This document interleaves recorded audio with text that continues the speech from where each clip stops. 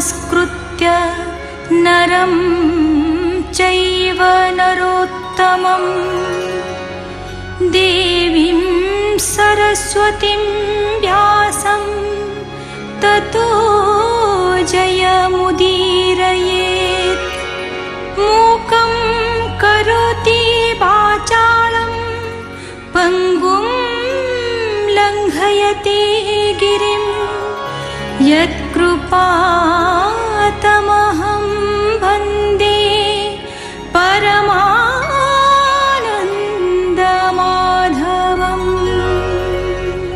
जोगीन्द्र चमस बुझाइछन्ति वेदरे सौत्र्यमणि यज्ञरे सुराघ्राण अवश्य करणीय, सुरापान विधान नाही। यज्ञरे पशुवध विधेय, अन्यत्र प्रमाद।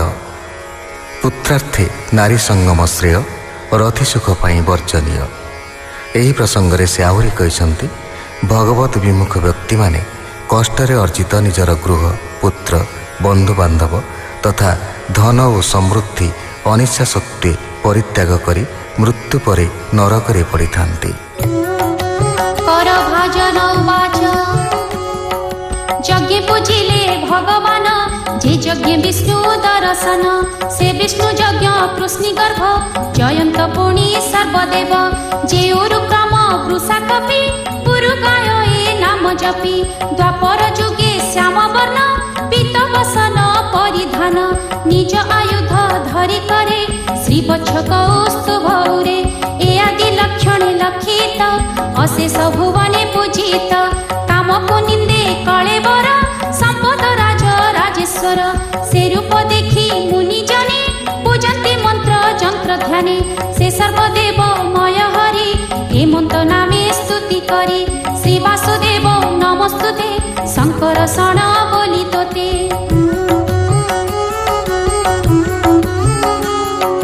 প্রদ্যুম্ন অনিরুদ্ধ তুহি এই চারি রূপে এক দেহি।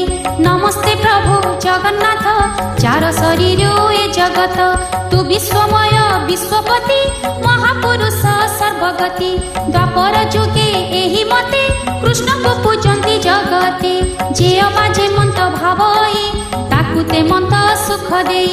দ্বাপর যুগ শেষ কালে কলিয়াগম অন্তরালে, রূপ প্রকাশে চক্রপাণি যে সন ইন্দ্র নীলমণি।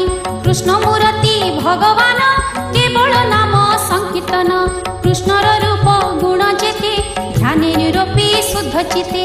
প্রতিমা করি নানা রূপে কৃষ্ণ পূজন্তি যজ্ঞ কল্পে।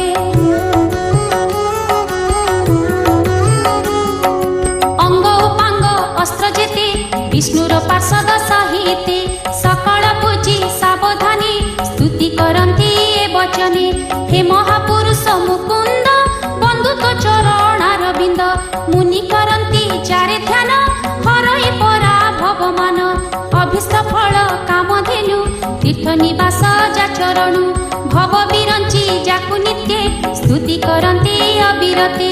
শরণ জনক রক্ষণ ভৃত্যারত নিবারণ, প্রণত জন যে পালই এ ভব জলে নাব হই।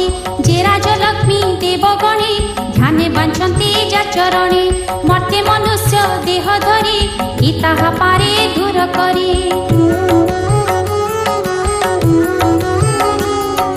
পিতৃবচন শিরে ধরি স্বরাজ্য দূরে পরিহরি, ধার্মিক পণে গমিবনে যন্ত্রিত প্রিয়ার বচনে।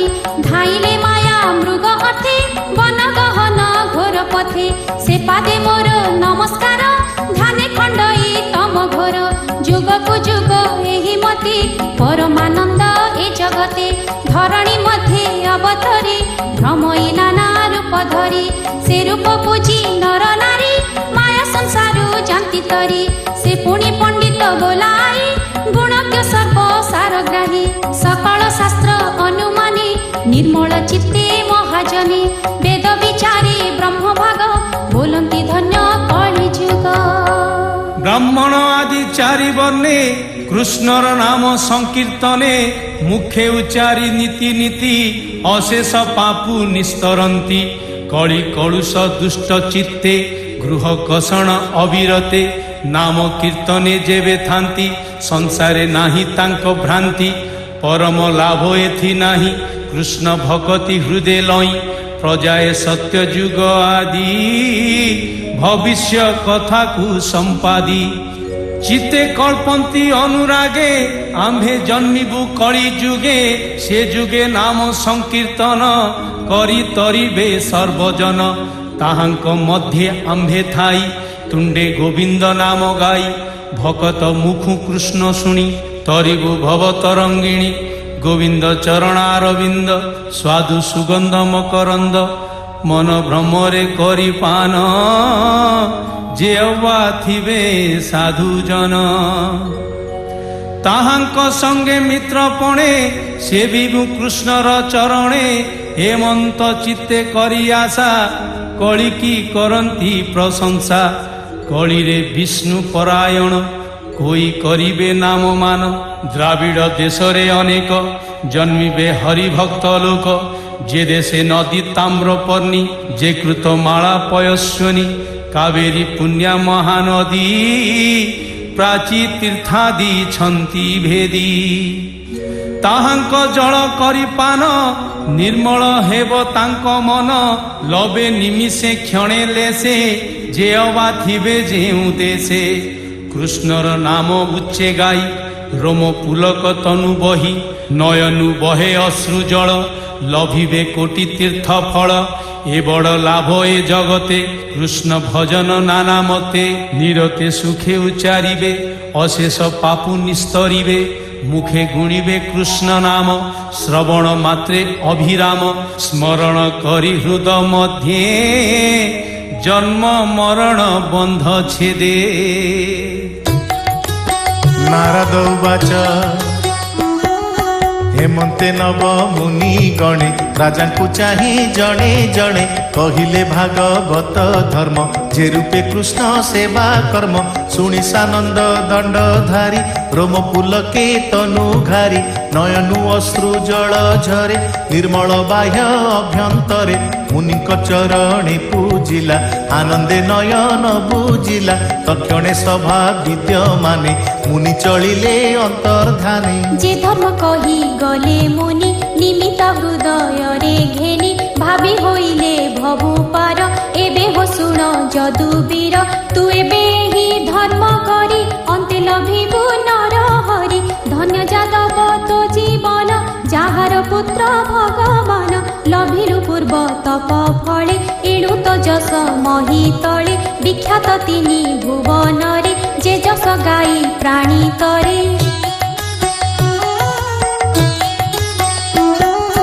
आसन भोजन शयने निरते देखु तु नयने ए मोर पुत्र बोली भोले चुंबन देई धरु कोले ब्रह्मକୁ करू आलिंगन एणु तु त्रिभुवने धन्य दंत विकट विदुरथ सालो पुंड्रक छेदीनाथ कंस मागध आदि जेते दुष्टे जे थिले भूमि गते कृष्णे बैरी भाव बही पशिले तांक देहे जाई से हरि चरण कमले जे भजे प्रेम भाव भोले ताहार गति के बा जानी ब्रह्मा शंकरे न प्रमाणी कृष्ण को पुत्र तू न मण सेठी अनादि नारायण आदि पुरुष तोर घरे माया मनुष्य अवतारे हेले असुर बल मारी आपद अबनी उद्धारी स्वभावे जन्म जार नाही मन वचने भेद का